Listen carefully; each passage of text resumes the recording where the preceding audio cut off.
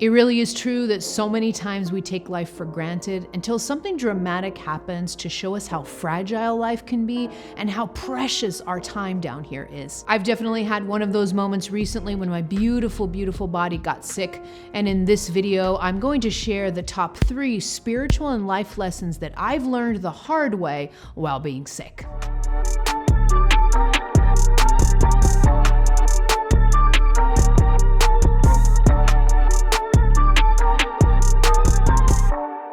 Hello, beautiful soul. I'm really excited to share that I'm going to be doing a series of live in-person events in Miami this upcoming November 2022.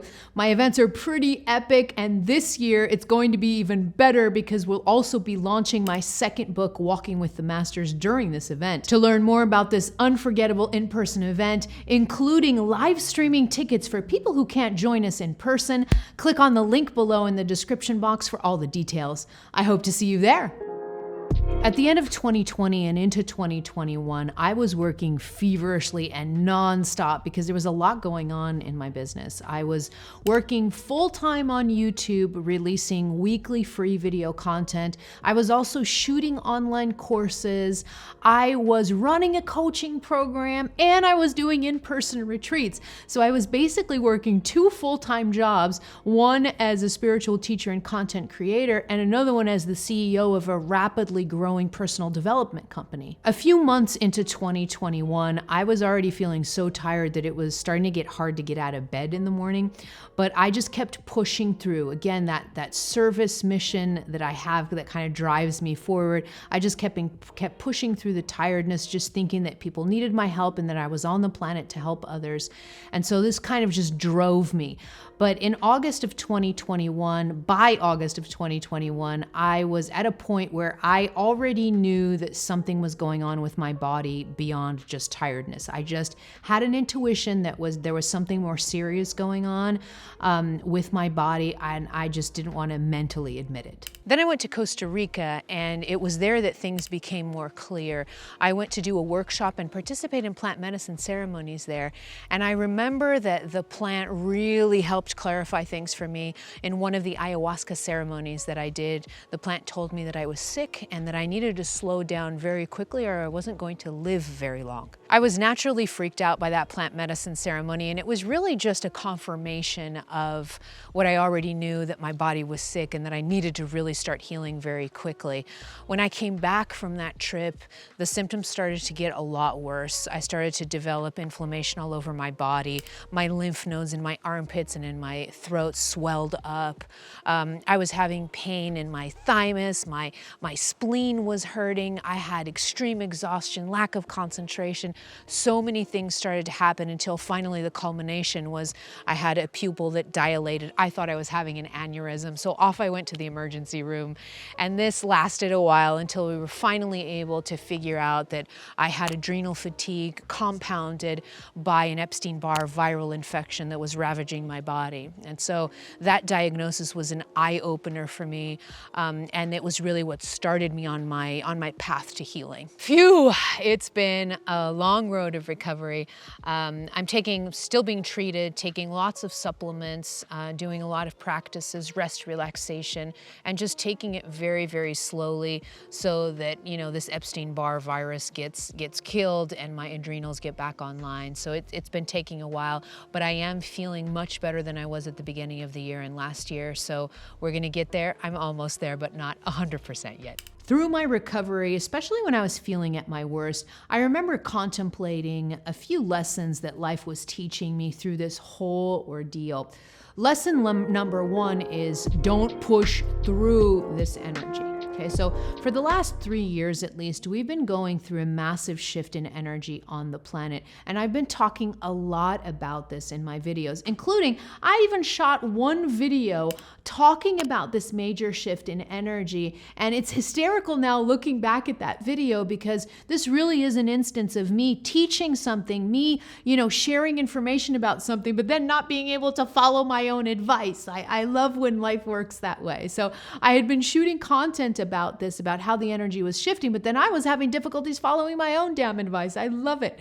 So basically what's happening with the new energy is what I was talking about in that video, and I have been talking about for the last at least 3 years, is that the energy is shifting. The planet herself is a sentient being, and her energy is shifting. It's shifting primarily from being a masculine dominant blueprint to now being a feminine dominant blueprint. The energy on the planet has literally moved from masculine dominant to feminine dominant, and that means that you just cannot push through this energy. So the energy of pushing is more of a masculine energy. We cannot use that same energy in this new blueprint on the planet. So this idea of hustling, this idea of constantly doing, constantly in action mode, constantly pushing, this is really going to be problematic down here on planet Earth right now, because the blueprint no longer supports that type of energy. And what it means for the energy to be going from masculine dominance to feminine dominance is that now we're being asked to live life in a different way, with more feminine characteristics within our own energy systems, whether we're men or women. So feminine and masculine energy have nothing to do with gender. So even if you're a man, you're being asked to do this also. And the feminine qualities that are being asked of us so that we can thrive down here in this feminine dominant energy has more to do with ease, knowing how to flow with life, knowing how to act. You're still going to be using your masculine energy, but using it with more awareness and less just acting for the purpose of acting. Okay, so no more hustle culture.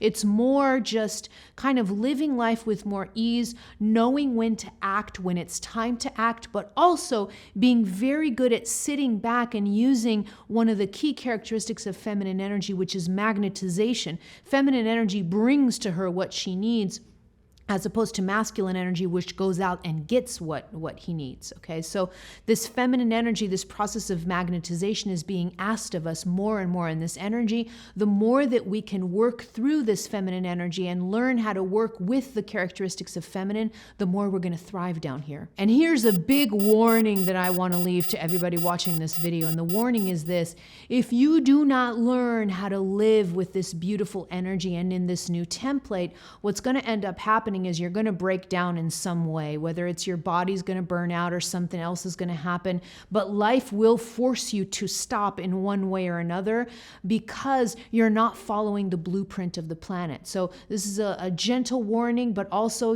just take from my example and what's happened to me. And I'm teaching about this stuff. So look at what's happened to me and internalize that in your life. And just remember, gentle warning, that we need to learn how to use this feminine energy so that our bodies stay healthy and live long lives down here. Lesson 2 is deep reverence for the body. So your body is trying so hard to adapt to all of this new energy coming onto the planet, all of the light codes coming onto the planet, and that is no easy feat. You're this huge multi-dimensional being. So you've got an aura, you've got chakras, your soul is non-physical, but then you have one part of you, the physical body. This is the only part of you that's made out of matter. And that part, the part that's made out of matter, takes longer to change.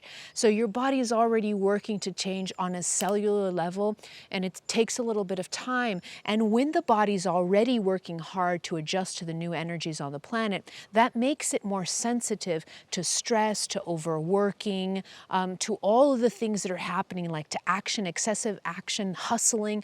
Your body's more sensitive to those things because it's already working really hard to do these cellular changes that are being required of all of our bodies right now as the energy on the planet is changing. So I've developed this really deep reverence for the physical body, and I've been even contemplating about how miraculous it is to even have a body. And I've really been dedicating a lot of time to being disciplined about practices that keep that body healthy. So things like eating well, hydrating your body, resting a lot, taking appropriate supplements to kind of supplement your healthy diet is necessary, and just meditation that I use a lot of different practices that help your body stay calm and out of stress because it's already on overdrive with all of the stuff that it has to do on a spiritual level. And here's a pro tip, ding ding, listen to your body's warning signs before they get severe. Okay, so look at my example. I was already intuitively understanding my body was giving me warning signs that things weren't going well, and I didn't listen, and so I developed a sickness in my body. Learn to listen to your body's warning signs before they turn into sickness or burnout. Pro tip for you, if you adjust your practices and you adjust what you're doing before you develop a sickness, the sickness won't need to develop. So really, really learn this reverence for the body. Super, super important, listening to the warning signs. Lesson number 3 is to enjoy life more. So when I got sick, I had to look back, and I really noticed that the last few years of my life, I had just been a workaholic. I was working nonstop, really, really intensely.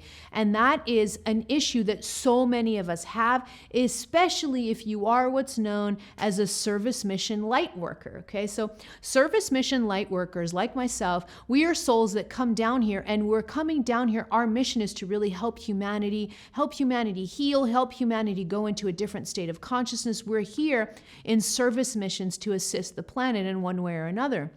And a lot of times for these types of light workers, it can be difficult for us to relax because we have this drive for our service mission. And that's a really big problem because yes, we can be down here as light workers and as service mission light workers, but we don't need to get lost in the mission. We don't need to get lost in just working and just in the mission. We're down here to have fun also. So get out there and have some fun. Look at this place. Planet Earth is amazing, and it's such a rare honor to be here. Enjoy it more.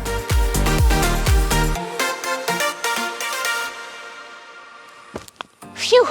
With all that dancing, I almost forgot to mention this video right here, which will help you connect to your feminine energy and learn how to work with the new energy on the planet. Phew! With all that, muito perna aberta, ou estás a ver ou não estás a ver?